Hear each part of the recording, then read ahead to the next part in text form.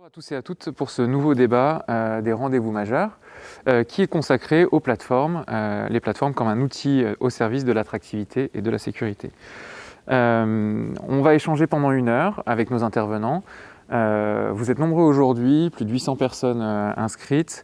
Vous pourrez nous poser, vos questions sur le chat dans la rubrique « Vos questions aux intervenants ». On ne pourra pas répondre à l'intégralité des questions, comme je vous l'ai dit, vous êtes très nombreux. En revanche, toutes les questions serviront à nourrir le débat dans le futur, auprès notamment des partenaires. Donc c'est intéressant vraiment qu'on puisse interagir avec vous. Voilà, donc pour ce débat, j'accueille tout d'abord Pierre Athanas, qui est vice-président de la métropole de Lyon, chargé de l'environnement, de la protection animale et de la prévention des risques, qui est donc à ma droite. Frédéric Fructus, qui est le directeur de la plateforme Osiris à Roussillon. Patrice Leger, qui est à côté de moi, qui est le directeur du projet à la direction générale des entreprises et ancien président du SNIM. C'est lui qui a coordonné la préparation de ce débat que j'ai le plaisir d'animer. Nicolas Devarenne, qui est directeur des relations institutionnelles d'Arkema. Et puis Simon-Pierre Heury, chef de mission interministérielle pour l'accélération des implantations au ministère de l'économie. Avant tout, on va recontextualiser peut-être un peu avec Patrice Leger. Patrice Leger, pourquoi est-ce que vous avez décidé de faire ce débat et de présenter ce débat ? Voilà, il nous semblait important de pouvoir discuter de ce sujet lors de ces rendez-vous majeurs. L'accident de Lubrizol a soulevé de nombreuses questions sur la prévention et la culture du risque, sur l'approche territoriale, sur la gestion de la crise. Et récemment, la crise sanitaire a interrogé notre souveraineté industrielle, en particulier sur la matière première. Il nous manque un certain nombre de matières premières, des médicaments, des matières actives pour médicaments, des masques. Le plan de relance a beaucoup insisté et le deuxième temps de la relance aussi, sur la relocalisation de produits. Et forcément, ces relocalisations demanderont à peut-être de nouvelles installations. Donc, se pose la question de où mettre ces nouvelles installations, où relocaliser un certain nombre de produits nécessaires à notre économie. Et donc, il nous semblait intéressant dans ce contexte de débattre et de réfléchir à l'outil plateforme. Est-ce que l'outil plateforme est adapté pour concilier l'attractivité du territoire ? C'est pour ça qu'on a souhaité la présence d'un élu, pour voir si ça peut être la force de l'attractivité du territoire. La compétitivité de l'industrie, on verra, on pourra en discuter aussi au cours de ce débat. Améliorer aussi la gestion des risques, parce qu'on pourra en parler sur ce qu'a introduit la loi PAC sur les plateformes et le décret de novembre 2019 sur la gestion du risque. Et puis ça peut aussi être un atout pour l'environnement dans la gestion d'un certain nombre de produits, dans la gestion dans la décarbonation de l'industrie. Donc c'est tous ces sujets-là qu'on souhaite évoquer avec vous. Vraiment, l'outil plateforme doit permettre de dépasser tous ces critères pour permettre de nouvelles installations. Alors, merci. On va peut-être déjà essayer de rappeler pour nos téléparticipants, on va les appeler comme ça, ce qu'est une plateforme. Qu'est-ce que c'est une plateforme ? Alors là, je vais partir de la définition de la loi PAC, qui a un peu institutionnalisé et codifié ce que c'est une plateforme. Donc, c'est un regroupement d'installations sur un territoire homogène et délimité. Voilà, une plateforme, ça ne peut pas être... c'est relativement homogène, c'est délimité, qui conduit à des mutualisations et de la gestion des biens et des services. Donc, pour être plus simple, ça c'est la définition qui a été introduite par la loi PAC. C'est dans un site plus ou moins grand, on regroupe un certain nombre d'installations qui partagent un certain nombre d'utilités, de gestion de déchets, qui peuvent partager un certain nombre de biens et de services, et qui, en contrepartie, mais ça, je pense que ça sera développé plus tard, ont des contraintes en termes de gestion du risque et de gestion des PPRT. Alors, historiquement, il y a des plateformes industrielles en France, c'est lié à l'histoire en général de la chimie française. Donc il y en a bien sûr près des ports d'arrivée, parce qu'il y avait des arrivées de matières premières, il y en a près des sources d'énergie, et puis il y a tout l'historique de Rhône-Poulenc, qui avait des sites dans la vallée du Rhône, du côté de Grenoble, proche des sources d'énergie. Et il y a une hétérogénéité. La première circulaire qui avait recensé ces plateformes, c'était la circulaire bateau de 2013, on avait recensé 17. Donc on peut dire qu'il y a une vingtaine de plateformes en France. Donc au bord de la mer, près des ports, il y en a dans la vallée du Rhône, il y en a dans l'Est, enfin, c'est un peu partout dans la France. Et on a des choses assez hétéroclites dans les plateformes chimiques. Il y a des plateformes très organisées avec un gestionnaire de plateforme. Il y en a d'autres où c'est plutôt enfin un industriel qui est prédominant et qui a à côté de lui d'autres industriels. Il y a des plateformes en reconversion. On pourra parler de LAC, de Carlin, qui sont des plateformes qui sont plutôt en reconversion. Et donc, il y a un schéma assez hétéroclite dans les plateformes chimiques. Alors, une question, est-ce que toutes les plateformes accueillent des entreprises Céveso ou non? Est-ce qu'il faut décorréler ça ou est-ce qu'au contraire, il faut le... Est-ce qu'il y a une relation directe? Alors, Pierre Logier ou Nicolas Devarenne, Simon Heury, quelqu'un veut répondre? Oui, bonjour à tous, à toutes et à tous. Je dirais qu'on ne mélange pas des handballeurs et des footballeurs, pour prendre une image. C'est-à-dire que ça rend le match un peu compliqué quand même, à tous égards.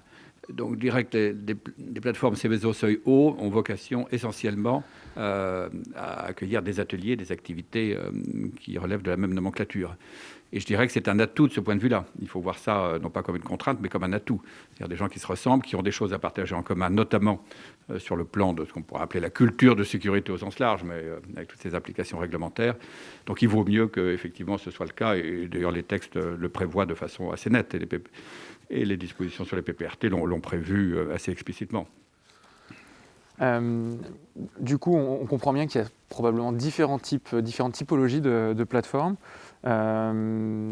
Nicolas Devarenne, chez Arkema, j'imagine que vous êtes dans plusieurs plateformes. Est-ce que vous voyez différentes typologies? Est-ce qu'on peut sortir différentes typologies de plateformes? Oui, pour nous, Arkema, en 2 mots, on a sensiblement une trentaine d'usines de tailles très différentes en France et on est sur effectivement 5 plateformes Céveso Seuil Haut. Alors, il y a une typologie qui est dictée par la nature des activités que nous y avons, mais fondamentalement, ce sont que des activités chimiques et donc de matières dangereuses. Je dirais la grande typologie, c'est probablement lié à leur historique et à la nature des filières qui y sont. Et aujourd'hui, fondamentalement, je dirais qu'il y avait des plateformes qui étaient intégrées sur l'amont. Pour nous qui sommes un chimiste de spécialité et de plus en plus orienté vers les matériaux, nous avions des plateformes où l'intégration était une intégration matière première, typiquement en aval d'un vapocraqueur. C'était le cas à Carlin, ça avait été le cas à Lac également. Bon, tout ça a évolué, les vapocraqueurs en question ont fermé, donc la question de l'approvisionnement ne se pose plus direct, ne se pose plus dans les mêmes termes. C'est-à-dire qu'aujourd'hui, la grande typologie, peut-être, ce sont les plateformes qui ont effectivement à faire face à des logiques de reconversion, de redéploiement, d'accueil de nouvelles activités, et celles qui ont un bon équilibre. Et nous avons ces 2 types de plateformes, dirais-je. Alors, on va peut-être faire un focus rapide sur une plateforme, puisqu'on a la chance d'avoir Frédéric Fructus, qui est le directeur de la plateforme Osiris, qui est à Roussillon, qui comporte de grosses industries. On pense notamment à l'implantation d'Excel il n'y a pas si longtemps. Alors d'abord, est-ce que vous pouvez nous présenter rapidement Osiris et comment vous fonctionnez? Puis après, on va essayer de comprendre un peu pourquoi les plateformes sont des vecteurs d'attractivité. Alors, Osiris, plateforme chimique de Les Roches, Roussillon, au sens des plateformes, c'est 2 plateformes, puisque géographiquement, elles sont séparées de 11 km. Donc, on va parler de Roussillon. Le GIE Osiris, créé en 1999 par Rhodia, pour préparer sa reconversion, qui souhaitait se désengager de certaines activités. Donc c'était une plateforme historique, aujourd'hui 105 ans d'histoire, et Rhodia souhaite se désengager, créer un GIE et apporte à ce GIE toutes les infrastructures, la production d'énergie d'utilité et surtout les fonctions qui ne pouvaient pas partager entre les différentes activités. Donc on fournit principalement, on achète l'énergie pour tous les industriels de la plateforme. On va fournir une quinzaine de services différents. Ça passe de la maintenance à l'accueil et évidemment à la sécurité, bien sûr.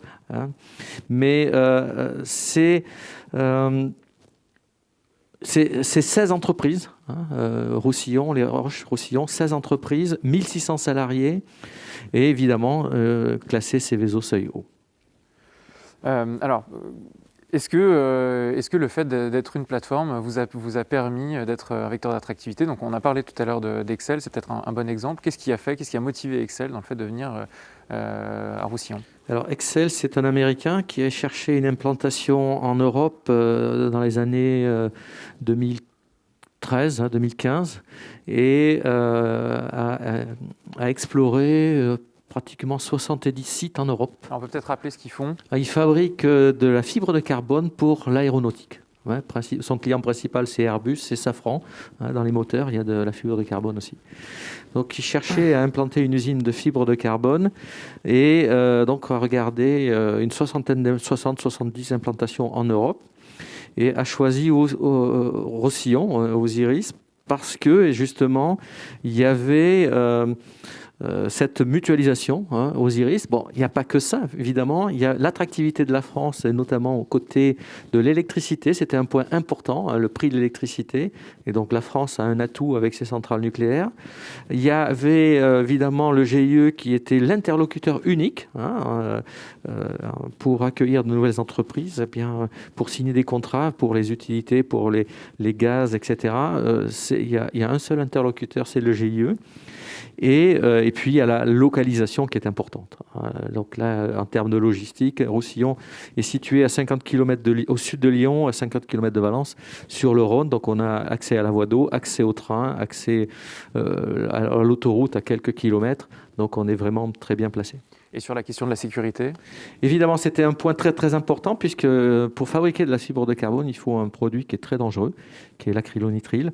Et donc, ils avaient besoin d'un site Céveso seuil haut avec des compétences dans ce domaine-là, puisque en tant que fabricants de fibre de carbone, ils n'ont pas forcément cette fibre. Ils sont surtout des fabricants de fibres, c'est le cas de le dire, et ils n'ont pas forcément la fibre sécuritaire. Donc, ils avaient besoin de pouvoir s'appuyer sur des gens compétents.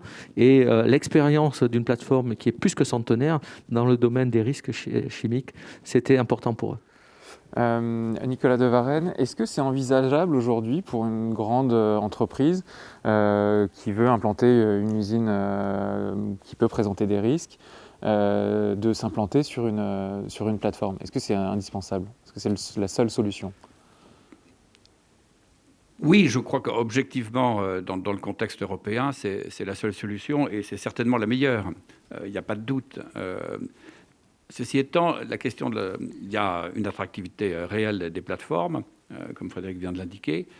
Pour autant, la compétitivité, là comme ailleurs, elle n'est pas donnée. Enfin, c'est pas not a given, comme on dit en anglais. Elle doit se construire et elle doit se construire presque tous les jours, je dirais. Il y a 3 facteurs essentiels de succès et d'attractivité. La disposition des infrastructures, les services, et la qualité de ces services, la compétitivité de ces services, et la logistique. Une plateforme n'a de sens que si elle est bien interconnectée, si elle est bien approvisionnée, et si elle peut évacuer ses produits et ses utilités, ses déchets notamment, etc., traitement. Donc c'est ces 3 composants, ces 3 piliers-là. Alors après, c'est un dialogue concurrentiel, comme en utilisant le terme, qui est constant. Et c'est un dialogue... je crois que les conditions, on y reviendra, mais me semble-t-il, les conditions de succès, c'est que le partenariat au sein de la plateforme soit équilibré. C'est-à-dire que les industriels qui soient présents ne soient pas dans des rapports dissymétriques du rapport du faible au fort. Sinon, les choses sont plus difficiles. Et une autre chose, c'est que le gestionnaire de la plateforme, quelle que soit la forme juridique qu'elle prenne, un GIE, une société anonyme, une SAS, etc., soit vraiment, je dirais, en discussion permanente et soit en mesure, dans son mode de gestion, dans sa gouvernance, de s'adapter aux évolutions de ces plateformes. Parce que les équilibres économiques sont à revisiter assez régulièrement. Dans l'histoire de nos plateformes, les équilibres économiques, du fait d'arrêt de certains ateliers, du fait de l'arrivée de nouvelles eaux, de nouvelles prescriptions réglementaires, les équilibres économiques sont à revisiter. Et donc les contrats de plateforme, qui sont toujours, pour ceux qui les pratiquent, c'est toujours des grands moments, des moments épiques, extrêmement longs et difficiles, parce que ça détermine les relations pendant plusieurs années, doivent être revisités assez régulièrement en fonction de ces évolutions économiques et industrielles. Alors vous l'avez évoqué, la compétitivité n'est pas gagnée. Je crois que la DGE a fait il y a quelques années un benchmark européen sur les plateformes chimiques. Simon Pierrery, peut-être que vous pouvez nous en dresser un petit état des lieux, un petit constat.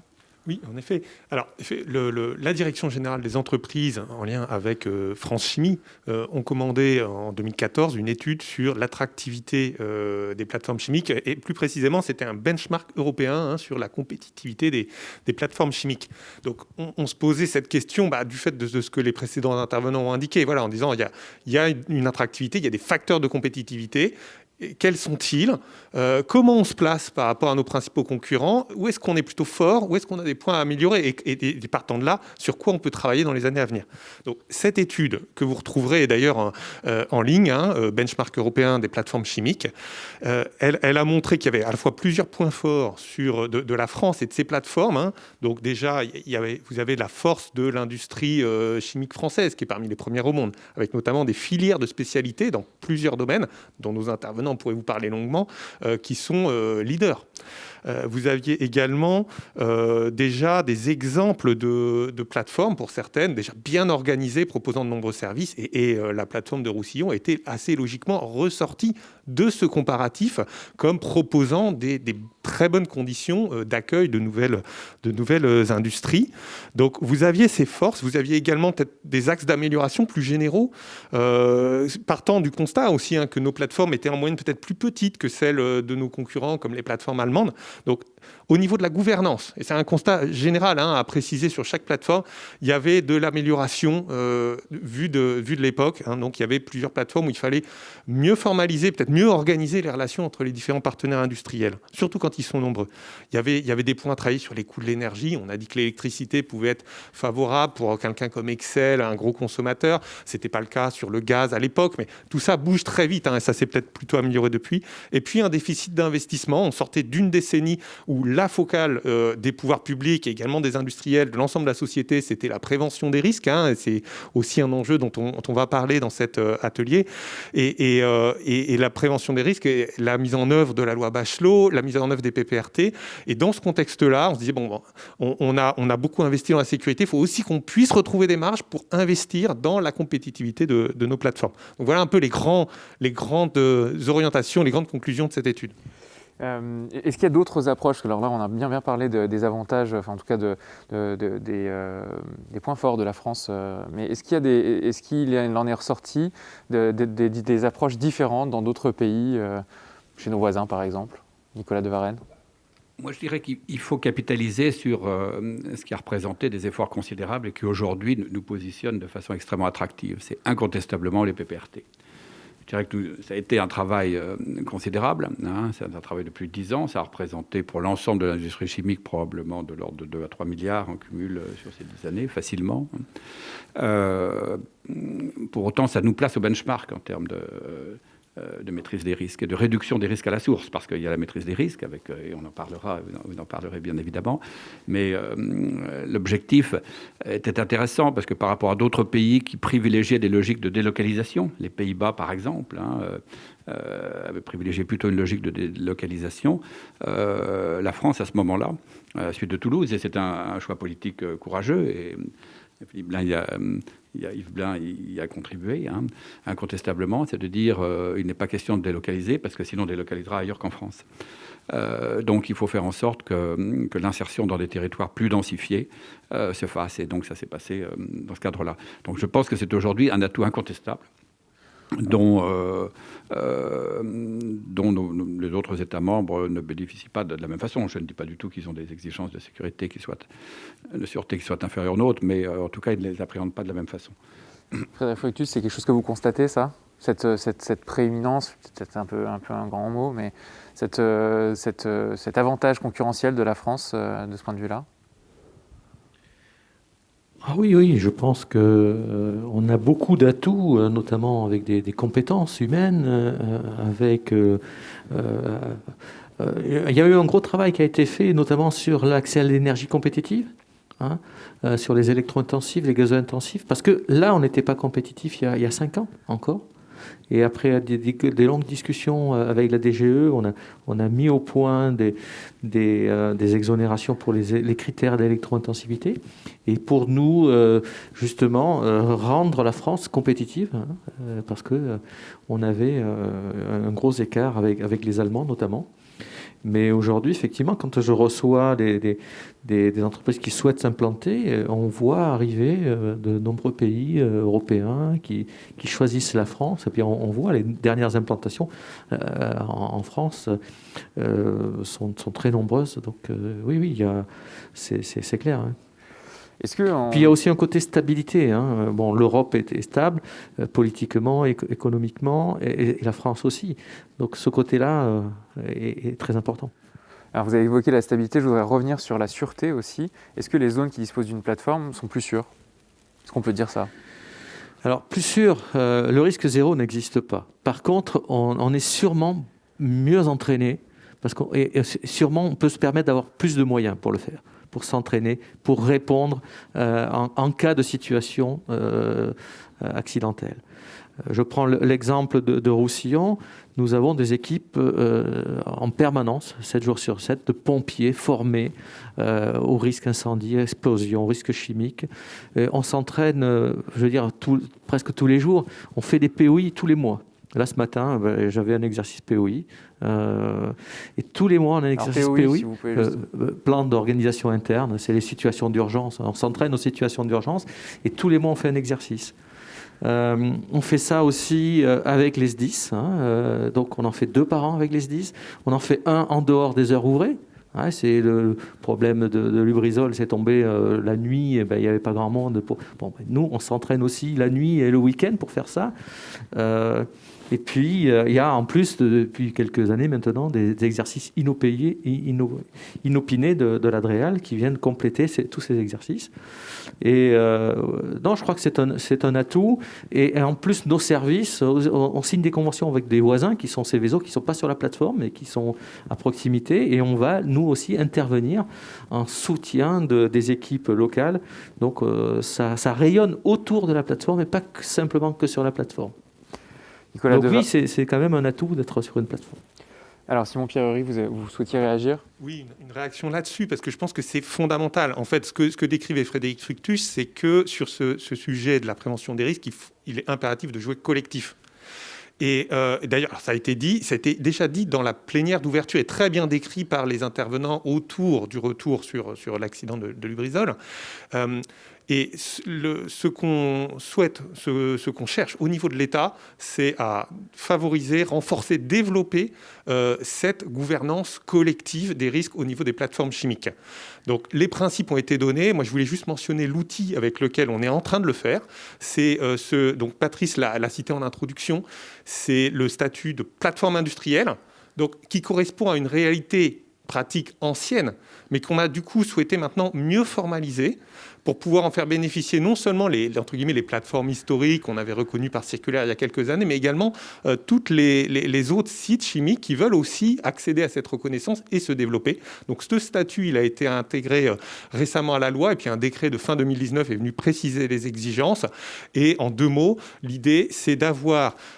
c'est un donnant-donnant, en fait, ce statut de plateforme industrielle. Les exigences, c'est celle d'avoir organisé collectivement la sécurité. Il faut qu'il y ait une gouvernance des risques, un dialogue approfondi entre les industriels, des modalités de collaboration en situation d'entraînement, d'accident, de post-accident qui soient préparées et travaillées à l'avance, et une grande transparence entre eux. Parce qu'évidemment, on a parlé là encore dans la plénière des effets dominos, si on veut les prévenir, il faut que ce soit qu'il y ait des échanges particulièrement approfondis entre tous les industriels de la plateforme. Donc ça, c'est nos exigences au niveau de l'État pour qu'au final, un agrément de plateforme industrielle puisse être donné par le ministère de la Transition écologique. Et finalement, l'avantage pour les industriels, au-delà de tout ce travail intrinsèque de préparation des risques qui bénéficie à tous, c'est aussi de permettre les nouvelles implantations et de permettre d'accueillir de nouvelles activités cohérentes, des activités ICPE ou Céveso dans le domaine de la chimie, sur les plateformes, y compris s'ils vont s'installer sur des zones qui présentent un certain niveau de risque, puisque justement, on est sur des sites à risque. Nicolas de Varenne, est-ce que vous voulez réagir peut-être à ce qui vient d'être dit, parce que c'est intéressant? Oui, tout à fait. Je crois que Effectivement, le fait qu'il y ait un cadre juridique général qui ait été posé est un progrès tout à fait significatif. D'autant plus que ce cadre pose à son bon niveau, c'est-à-dire au niveau législatif, et c'est un cadre. Et grâce au ciel, on n'est pas dans la déclinaison de ce cadre, on n'est pas rentré dans des modalités trop rigides, qui n'auraient pas tenu compte des disparités réelles d'une plateforme à une autre. Ça me rappelle les débats intéressants qu'on avait eus avec nos amis de la DGPR au moment de la circulaire de 2013. La DGPR avait à l'époque, pour dire les choses, une approche assez normative sur la forme juridique que devaient retenir les instances de gouvernance. Je pense que Philippe Merle s'en souviendra. Et on a eu un petit débat avec Franchimie, enfin l'UIC à l'époque, sur le sujet, en lui faisant valoir que on pouvait partager un niveau de sécurité, un niveau d'une culture de sécurité pouvait être partagé sans nécessairement passer par les fourches codines d'une société anonyme ou d'une société, que sais-je. Voilà. Et donc ça, je crois que cette approche pragmatique a prévalu. La loi n'est pas revenue dessus, c'est une bonne chose. Et donc il y a des formes différentes. Frédéric Fructus a évoqué le GIE. Nous avons d'autres formes qui peuvent être des sociétés anonymes ou des prestataires extérieurs, etc.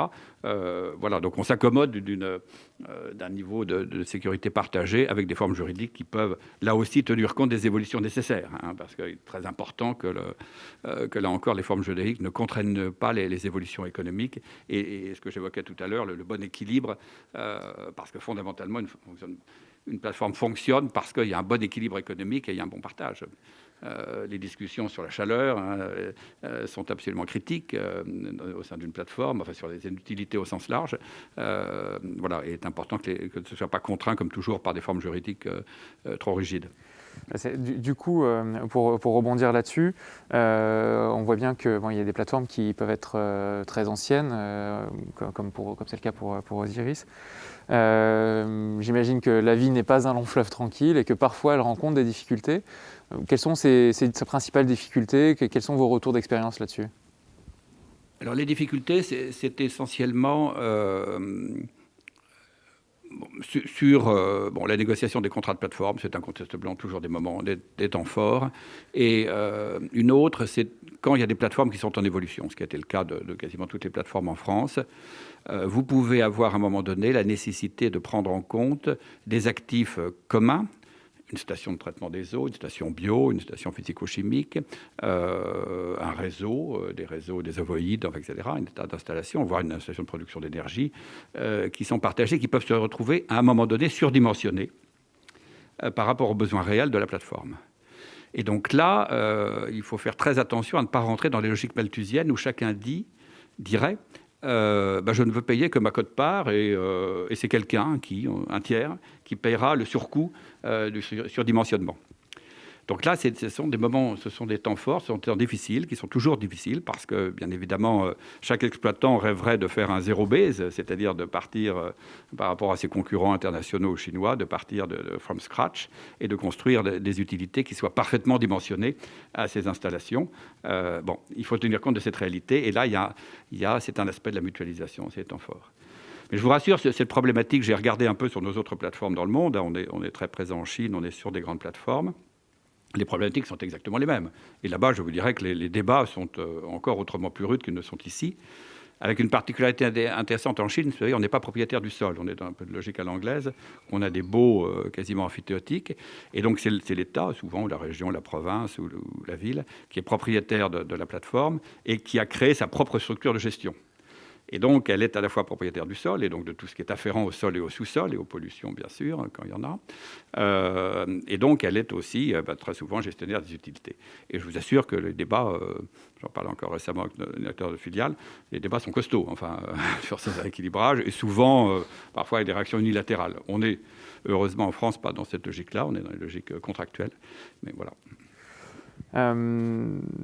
Est-ce que ça, c'est quelque chose que vous avez vécu chez Osiris, ces moments de tension, de flottement? Oui, évidemment. Très récemment, puisqu'on a eu un de nos actionnaires qui s'est retiré, qui a décidé d'arrêter son activité au mois de juin de l'année dernière. Et donc, évidemment, c'est toujours des moments très douloureux. Mais, encore une fois, si le contrat de plateforme est bien élaboré, il y a des conditions de sortie qui sont prévues et qui prévoient des pénalités. et dans notre cas, c'est ce qui est, c'est notre cas. Donc on a donc une pénalité qui prévoit une pénalité de presque 3 années de frais fixes qui sont assurés pour permettre de la reconversion, l'adaptation de nos moyens humains, moyens matériels, de façon à ce que les autres qui vont rester sur la plateforme ne soient pas pénalisés. Donc, c'est important que ça soit bien formalisé dans le contrat de prestation. Quand quelqu'un arrive, il sait qu'un jour il aura à fermer son usine et quelles sont les conditions qu'il aura quand il arrêtera ses activités. Et ça, c'est très important que ça soit indiqué dans le contrat plateforme. Alors, j'ai une question du chat là, qui me demande sur la question des mutualisations. Partagez-vous la défense extérieure contre l'incendie à l'échelle de la plateforme, ainsi que la rétention des eaux d'extinction, la rétention des eaux d'extinction d'incendie? Alors, sur la plateforme de Roussillon, oui, évidemment, c'est un des atouts très importants. Et on a un bassin grand sinistre, pour vous donner un ordre de grandeur, de 15 000 m3. Est-ce que c'est le cas sur toutes? Je crois que c'est assez général. Ce sont des investissements tellement lourds où il n'y a pas de rentabilité qu'on cherche absolument à les mutualiser. Alors la prochaine question m'emmène sur le prochain thème de notre débat, sur la question de l'acceptabilité. Là aussi, j'ai une question. Si on voit que les plateformes offrent des atouts entre industriels en termes de gestion du risque, n'y a-t-il pas un risque de saturation de la population à concentrer sur leur territoire des usines à risque? Alors là, je me tourne vers vous, Pierre Athanas. Et en fait, c'est un peu la question que j'allais vous poser. Où est-ce qu'on en est de l'acceptabilité de la population vis-à-vis des plateformes chimiques et des nouvelles implantations, quoi? Alors bien évidemment, il faut voir que ces zones-là sont des zones qui sont des lieux de vie. Alors pour parler de celui que je connais bien, la vallée de la Chimie, donc au sud de Lyon, donc c'est 10 sites Céveso, Seuil-Haut, c'est quelque chose d'assez énorme. C'est 12 000 salariés, donc ne serait-ce que pour ça, c'est un lieu de vie. Mais c'est également 26 000 personnes qui vivent dans le PPRT.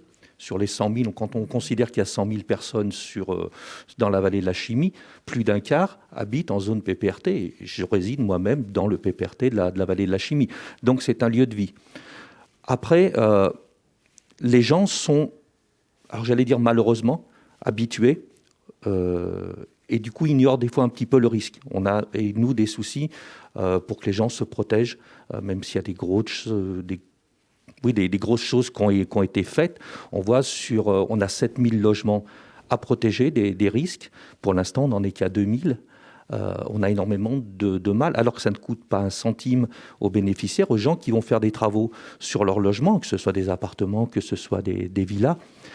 C'est pris en charge par les industriels, par l'État, par les collectivités, donc la métropole de Lyon et la région. On a beaucoup de mal à enclencher ça. Donc, à la limite, c'est même pas un risque. Les gens, malheureusement, l'ignorent. Et ça, c'est vraiment, c'est quelque chose qu'on traite avec Amaris. Essayer de redonner un petit peu cette culture du risque. À côté de ça, ces territoires-là, bien évidemment, la vallée de la Chimie, la chimie existe depuis la fin du 19e siècle à Saint-Fond. Donc ça fait bientôt un siècle et demi qu'il y a de la chimie ici. Avec l'arrivée du nouvel exécutif à la métropole, les écologistes, on n'a pas voulu chasser la vallée de la Chimie en dehors. L'industrie est ici, les gens travaillent ici, et bien évidemment, ça fait partie complètement du paysage, de l'économie et de la sociologie de la métropole, du sud au moins de la métropole pour ce qui est de la vallée de la Chimie. Et le fait d'être en plateforme industrielle, au contraire, va être un atout justement pour aider à la transition. On voit vraiment l'industrie est en pleine transition. On a une raffinerie dans le site, une raffinerie de pétrole. Les pétroliers savent très bien que d'ici quelques décennies, le pétrole est une énergie qui va être complètement dépassée.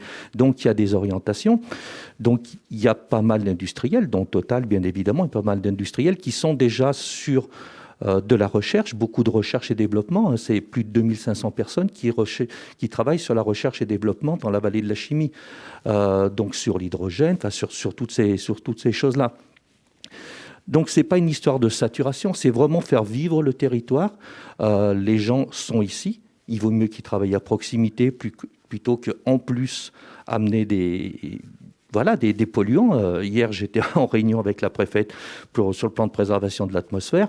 Effectivement, l'industrie pollue de moins en moins, ça c'est vrai. Il y a des gros efforts de faits et on est très vigilants là-dessus. On a de gros problèmes avec la pollution liée au transport et au transport automobile. Donc là-dessus, il faut vraiment qu'on essaye que les lieux de vie soient le plus proches possible aussi des lieux de travail.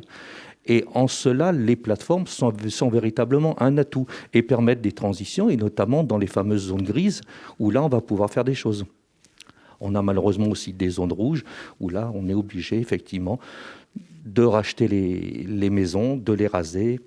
Voilà, c'est vraiment un territoire en mutation, mais le fait d'avoir des plateformes industrielles nous donne non seulement des interlocuteurs, mais nous donne des possibilités de faire évoluer ça, sans que ce soit un chantage permanent, l'emploi contre la qualité de vie.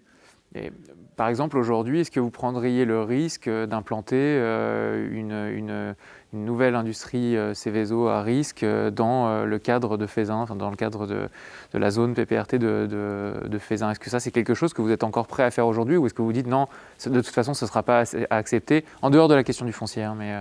Non, mais je vous dis, au niveau de l'acceptation par rapport aux habitants, c'est même pas le problème. Le problème va être une demande d'emploi, bien sûr de sécurité, et ça c'est vraiment très très important. C'est pour ça que le PPRT c'est important, c'est pour ça qu'avec les services de l'État, avec la préfecture du Rhône, on fait un gros travail sur la sécurité, et les industriels sont à nos côtés. C'est pas l'un contre l'autre, bien évidemment, mais il y a un gros travail qui est là-dessus. Moi, je ne suis pas vice-président à l'économie, mais à la prévention des risques. Si ma collègue à l'économie était avec moi, elle tiendrait le même discours. C'est vraiment quelque chose, il faut absolument qu'on continue à faire vivre ces territoires, à les faire vivre économiquement et à les faire vivre également sociologiquement et avec une qualité de vie qui doit s'améliorer, bien évidemment. Et ce n'est pas en externalisant, sans parler de délocaliser à l'étranger. Ça servirait à quoi de les délocaliser à 50 km? Est-ce que les gens devraient être obligés de faire des transports comme ça en permanence, avec émissions de gaz à effet de serre, bien sûr, mais de polluants qui sont néfastes à la santé? Nicolas de Varenne, est-ce que vous constatez la... Sur ce point-là, il faut distinguer deux choses qui sont totalement distinctes. C'est l'acceptation du risque, et il me semble, et ce que vous dites me le confirme, qu'elle a considérablement progressé. C'est-à-dire que, incontestablement, les PPRT, de ce point de vue-là, ont acculturé de façon plus systématique, de façon plus organisée, plus harmonisée, ce qui était important, cette culture de sécurité. Et je pense qu'il y a un coefficient de confiance qui est assez élevé.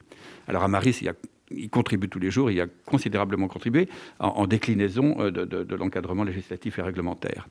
Je dirais qu'aujourd'hui, le plus grand défi de l'acceptabilité, il est plutôt sur notre empreinte environnementale. Hein. Et c'est là où on est en travail permanent, où il y a des challenges, il y a des difficultés, c'est pas évident. Hein. Et la notion d'empreinte renvoie à la notion de nuisance, bien sûr. Et quand vous êtes, qui ne sont plus des problématiques de risque, donc vous voyez, je fais vraiment un départ très strict entre les deux. Les problématiques de nuisance olfactive, par exemple, qui sont des problèmes extrêmement compliqués, hein, puisqu'on raisonne en PPB, on est en partie par milliard, et donc les seuils de détection olfactive n'ont rien à voir avec les seuils de détection de dangerosité ou autres. Les nuisances visuelles aussi, qui aujourd'hui posent problème à de nombreux riverains. Les nuisances environnementales, enfin sur les rejets à l'atmosphère, les rejets dans l'eau ou autres. Voilà. Donc je pense que il me semble hein, qu'aujourd'hui... voilà, le focus est là-dessus. Enfin, donc je distingue assez volontiers les deux sujets.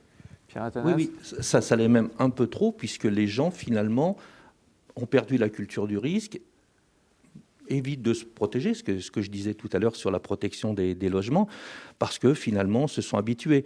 Donc, c'est toute la difficulté qu'on rencontre, c'est de ne pas alarmer les gens sur des risques qui, effectivement, peuvent exister. On espère, évidemment, qui n'auront jamais lieu, mais ce risque potentiel qui existe quand même, où il faut quand même se protéger. Et toute la difficulté est là, et c'est vraiment pas quelque chose de très simple. Vous le rencontrez comme industriel, les services de l'État le rencontrent à leur échelle, et nous, en tant qu'élus, on est interpellés de façon très différente, mais effectivement plus sur des problèmes environnementaux en général. Quand on dit aux gens, bah voilà, vous ne pourrez plus prendre votre voiture parce qu'on a des pics de pollution, on nous pointe toujours la vallée de la Chimie en disant, mais regardez là-bas comme ça fume, occupez-vous déjà de ça. C'est vrai que la pollution, c'est toujours la faute des autres. Mais c'est le distinguo fondamental entre les risques accidentels et les risques chroniques. C'est-à-dire, on voit bien, on ne peut pas faire table ronde sur Rouen, mais on voit bien que Rouen, il y a eu cette émergence d'une appréhension de risques chroniques. Et enfin, il n'y a pas de problématique de risque accidentel, en réalité. Alors on aura d'ailleurs à la fin de la journée une présentation sur la doctrine du monitorage, justement, comment est-ce qu'on monitore en fait après un incident les risques environnementaux et les risques sanitaires. Et on parlera probablement de Lubrizol, puisqu'en fait c'est ce qui, enfin, ça a complètement révolutionné la façon de voir les choses. Sur la question du coup de l'environnement, Frédéric Fructus, vous êtes en train de faire votre conversion écologique ? Oui, ça fait maintenant une dizaine d'années qu'on travaille sur la décarbonation de la production de chaleur. Hein. On est un très gros consommateur d'énergie, et notamment pour faire la chaleur sur la plateforme pour les 16 industriels. On consomme encore du charbon, on consommait beaucoup de charbon, et à peu près 100 000 tonnes par an, et du gaz naturel. On a démarré par une première installation d'une chaudière biomasse en 2015. Hein, c'est Suez qui a investi sur notre site. Cette chaudière représente à peu près 15% de nos besoins. Et puis il y a eu une deuxième phase avec la récupération de toute la chaleur d'un incinérateur voisin, hein, à proximité. Il a fallu construire une tuyauterie de plusieurs kilomètres, 3 kilomètres de long, pour récupérer toute cette chaleur qui auparavant n'était pas perdue, puisqu'ils en faisaient de l'électricité, mais plutôt que de faire l'électricité, il vaut mieux utiliser la chaleur directement. Et nous, ça nous permet de réduire notre consommation d'énergie fossile. Et puis la dernière étape, on vient de la lancer, avec le soutien de France Relance, on va réaliser un investissement pour une petite chaudière de régulation au gaz et une chaudière qui va brûler des sous-produits d'un industriel de la plateforme. Donc on va valoriser ça en chaleur, et on va se retrouver à plus de 75% d'énergie renouvelable fatale récupérée. Donc on va réduire l'énergie fossile de presque 75%. En fait, on va garder une vingtaine de pourcents, 20-25% d'énergie fossile, en fait c'est des gaz naturels, pour pallier en fait aux défaillances des outils de production de chaleur de ces incinérateurs. Hein, les chaudières au bois, les chaudières sont pas des outils qui sont aussi fiables malheureusement qu'une chaudière au gaz. Donc malheureusement, il faudra toujours un outil de régulation du réseau qui aujourd'hui, le seul outil qu'on a, c'est une chaudière au gaz, mais qui ne sera là que pour pallier aux défaillances. Donc on sera décarboné, et ça c'est pour demain, c'est 2023, et donc on arrête nos chaudières charbon en 2023.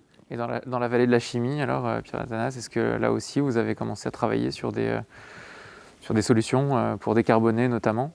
Alors bien évidemment, enfin, sur la vallée de la Chimie, sur l'ensemble de la métropole, on travaille évidemment là-dessus. Alors on parle effectivement de chaudières à biomasse, il va falloir faire attention, parce qu'il ne faut pas qu'on brûle toute notre forêt, alors que la forêt est en crise en ce moment pour en faire de l'électricité et remplacer. Puis après, ce n'est pas neutre non plus en particules fines, hein, le chauffage au bois.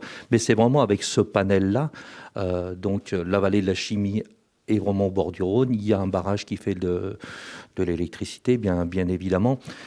Les industriels, notamment la CNR, hein, qui gère ce barrage, travaillent à de l'hydrogène. On a plusieurs pistes de recherche maintenant sur l'hydrogène, qui est peut-être une solution, on l'espère, pour bientôt, au moins pour l'industrie, avant de venir aux particuliers. Donc sur toutes ces choses-là, effectivement, on a un incinérateur qui produit de la chaleur et qui est canalisé, qui chauffe. On est en train de développer toutes ces choses-là. On n'en est malheureusement pas encore à récupérer la chaleur des industriels.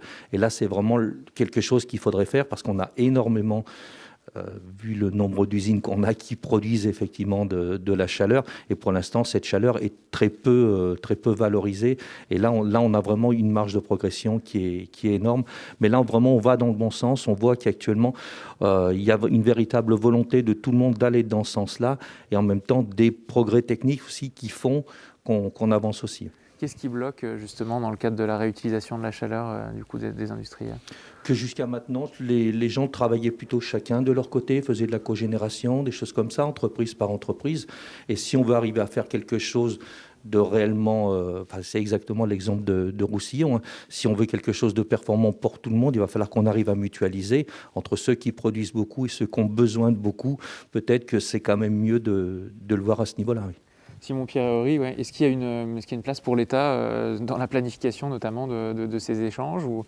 En tout cas, la décarbonation de l'industrie, c'est clairement l'un des enjeux majeurs pour les années à venir, et pour tout le monde, et pour l'État en particulier, et pour l'ensemble de l'industrie.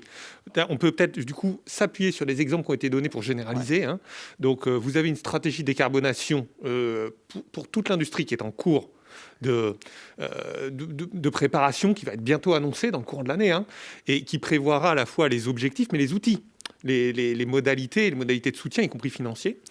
En avance de phase, vous avez la filière chimie qui, il y a 15 jours, c'est tout récent, au début du mois, a présenté sa feuille de route pour la décarbonation de la filière chimique. Et c'est la première filière à le faire. Ce n'est pas un hasard, c'est lié aux enjeux.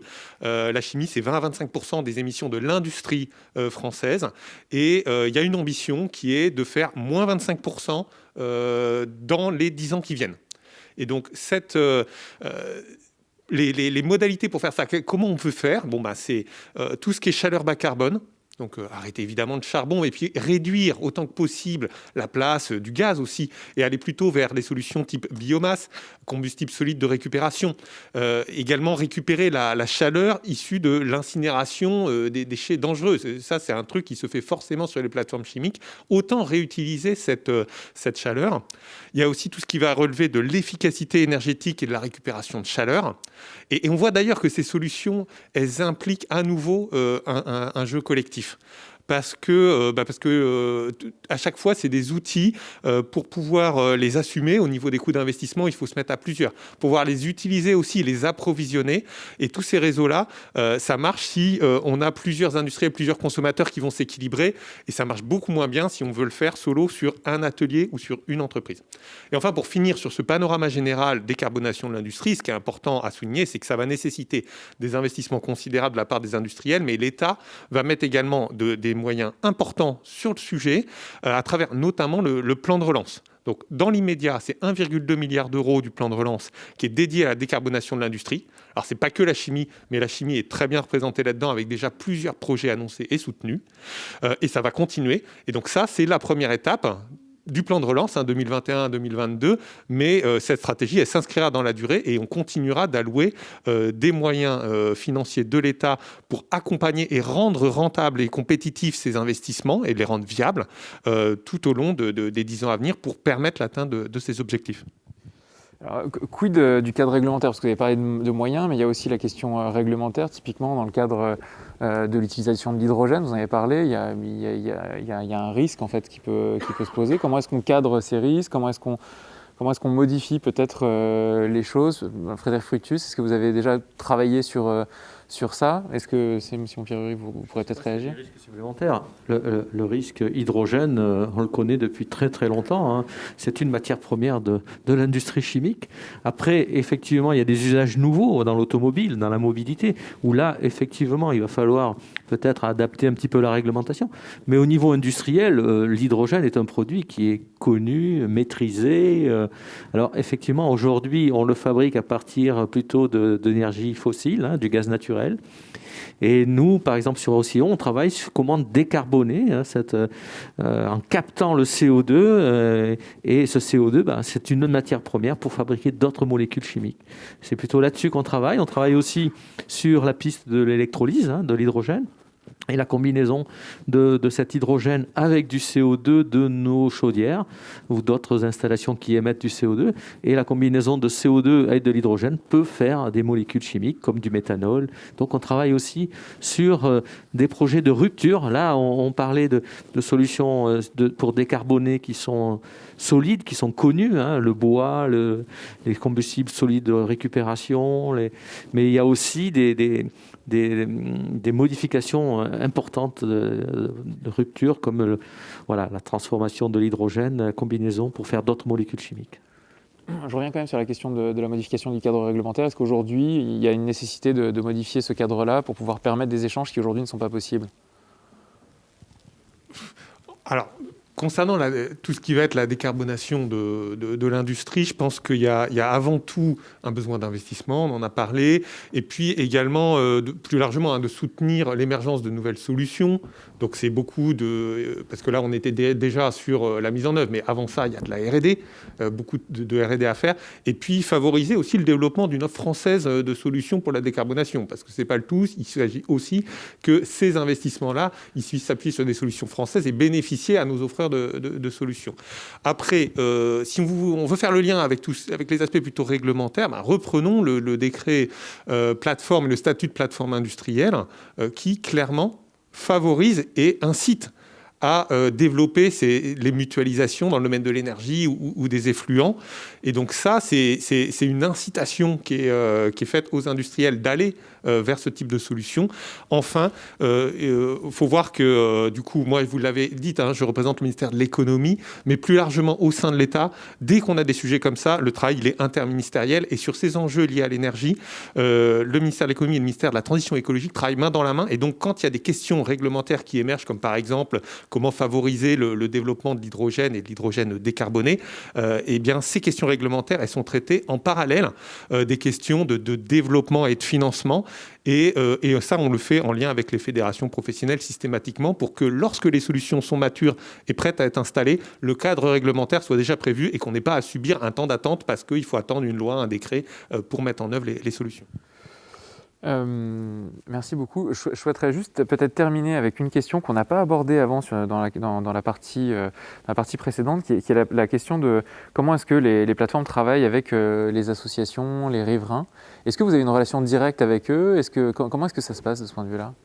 Alors, au niveau de Roussillon, nous organisons tous les ans ce qu'on appelle la journée du développement durable. En fait, c'est une journée où nous, premièrement, nous faisons le point de la situation, s'il y a eu des incidents, on parle de ces incidents, on donne nos résultats, les résultats économiques, mais surtout les résultats environnementaux.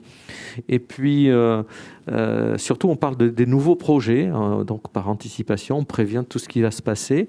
Et puis, évidemment, on invite toutes les associations, les citoyens, à cette journée. Et puis, surtout, ce qui est important aussi, c'est qu'on ouvre nos portes. L'après-midi, on fait visiter nos installations. Donc tous les ans, on ne fait pas visiter toujours la même chose, mais on change un petit peu. Mais tous les ans, on fait le point. On a à peu près 200 personnes qui assistent à ces réunions, donc avec les élus, avec les représentants de l'État, la DREAL, mais aussi les députés du coin, les sénateurs, et surtout les associations environnementales. Ce qui fait qu'aujourd'hui, je pense qu'au niveau de Roussillon, il y a un bon niveau d'acceptabilité.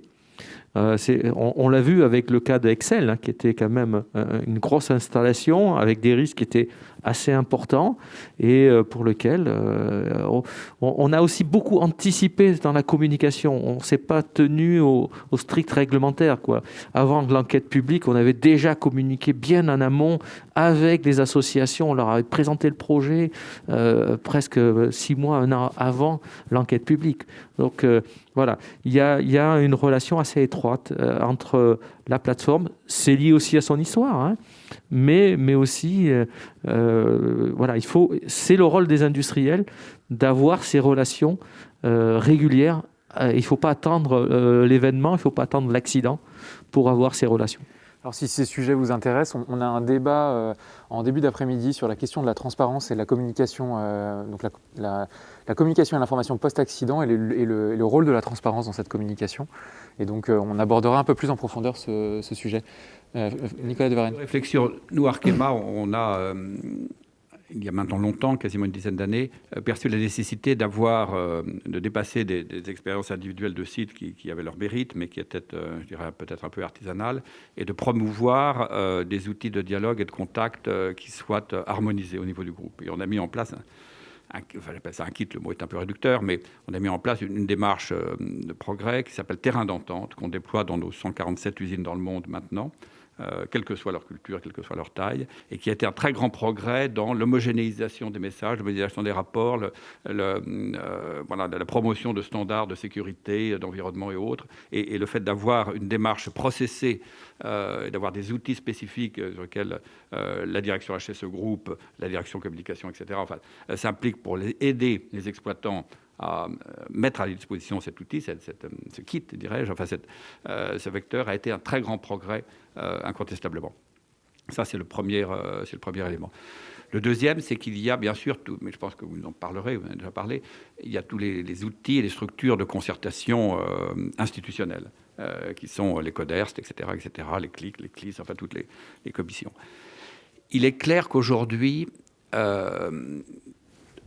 on est à cet égard confronté à peut-être non pas une remise en cause de leur légitimité, mais en tout cas parfois à une contestation de leur caractère trop institutionnel.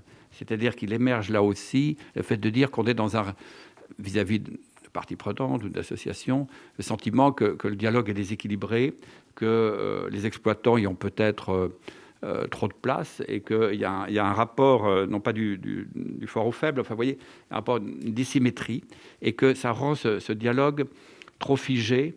Et voilà. Et donc, il y a certains qui récusent, si vous voulez.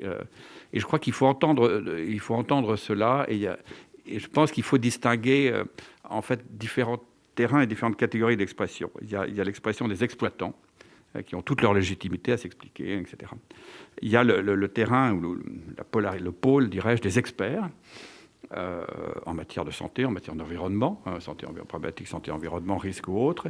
Et puis, il y a l'entité des parties prenantes, des riverains, des associations et autres. Et je crois que ce sont trois... je dirais que spontanément, le dialogue n'est pas forcément fluide. Le niveau de compréhension, le niveau de partage n'est pas toujours automatique, dirais-je. Et donc, peut-être faut-il revisiter un peu sur des formes plus souples, peut-être plus citoyennes. Enfin, la Convention citoyenne était aussi l'affirmation de cette réalité d'aujourd'hui. Voilà, donc c'est pas facile parce que nous, exploitants, on aime bien être dans des cadres institutionnels, et le fait de le faire avec la DREAL ou à la préfecture, il y a aussi, sinon un confort, enfin du moins une garantie de rigueur et autres, mais il faut percevoir qu'il y a des attentes et auxquelles on n'est pas forcément les mieux placés pour répondre très directement. En d'autres termes, peut-être a-t-on besoin de médias, de médiateurs ou autres, enfin, voilà. Merci beaucoup. On arrive à l'issue de notre table ronde. Je vais vous demander à chacun de me résumer en une phrase, vraiment en 1 minute maximum, ce qui est important que pour vous, les gens puissent retenir de ce qu'on s'est dit. Je voudrais commencer peut-être par Patrice Legier. En conclusion de tout ce qui a été dit et par rapport au sujet qu'on avait choisi d'évoquer, on oppose souvent écologie et économie. Et moi, je trouve que dans le cadre des plateformes, on peut réconcilier les deux. L'État a fixé un cadre par les PPRT, par le décret sur les plateformes, un cadre qui renie rien à la sécurité de ces sites-là, au contraire. Et ça donne une force d'attractivité au territoire, d'attractivité à la France pour développer son industrie. Et voilà, c'est ce que je retiendrai du débat. Je pense que la combinaison des deux permet de réconcilier l'écologie et l'économie. Pierre Athanase. Oui, alors bien évidemment, je ne peux aller que dans ce sens-là, mais également le fait que vraiment ces sites-là ne sont pas déconnectés de la cité, quoi. C'est vraiment, ce sont des lieux de vie, pas que des lieux de travail, ce sont des lieux de vie. Donc ça, c'est vraiment quelque chose d'important. Et c'est vraiment là qu'on a vraiment besoin d'un dialogue permanent, que ce soit avec les services de l'État, bien évidemment avec les industriels, mais également avec les collectivités territoriales. Donc la métropole de Lyon, c'est quelque chose d'un petit peu, enfin d'unique, oui, en France, dans ça, mais également avec les maires des communes, bien évidemment. Et ce niveau-là est particulièrement important. Frédéric Fructus. Je voudrais simplement insister sur rappeler l'intérêt de la mutualisation. La mutualisation, c'est évidemment quelque chose qui permet d'être attractif, d'être compétitif, mais aussi d'améliorer la sécurité. Et je pense que pour le futur, la réindustrialisation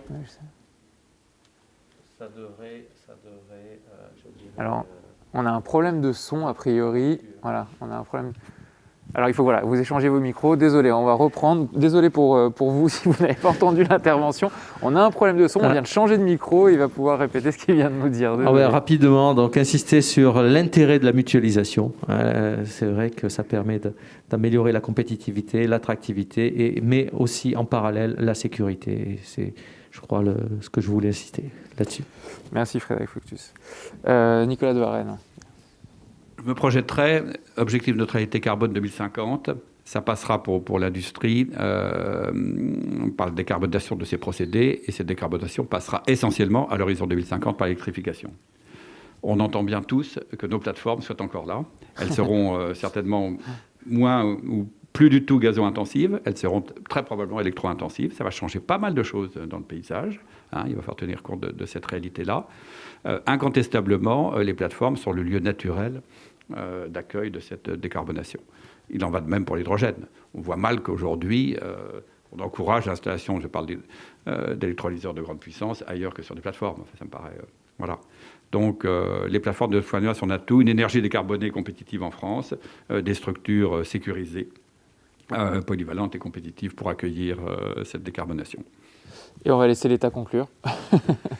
Simplement pour rappeler que depuis une petite dizaine d'années, l'État a engagé un travail de fond, et on le fait avec les industriels, sur l'attractivité des plateformes chimiques, et que tout l'enjeu de ce travail, au-delà des modalités qu'on a détaillées, c'est de trouver le bon équilibre. Parce qu'en fait, on cherche à trouver un équilibre, à concilier systématiquement, d'une part, la prévention des risques, mais d'autre part également la compétitivité des plateformes, parce que ce qu'on souhaite, c'est d'avoir le plus haut niveau possible de maîtrise des risques, tout en permettant aux plateformes de continuer à se développer, à se renouveler, à se développer, à accueillir de nouvelles industries. Merci à nos intervenants, merci à tous et à toutes d'avoir été présents aujourd'hui, en tout cas de nous avoir suivis. On arrête pour le moment pour la matinée. On reprend à 14h avec de nouvelles sessions. Donc retrouvez-nous bien dans 1h30, une grosse heure et demie. Et puis, bon appétit. Au revoir.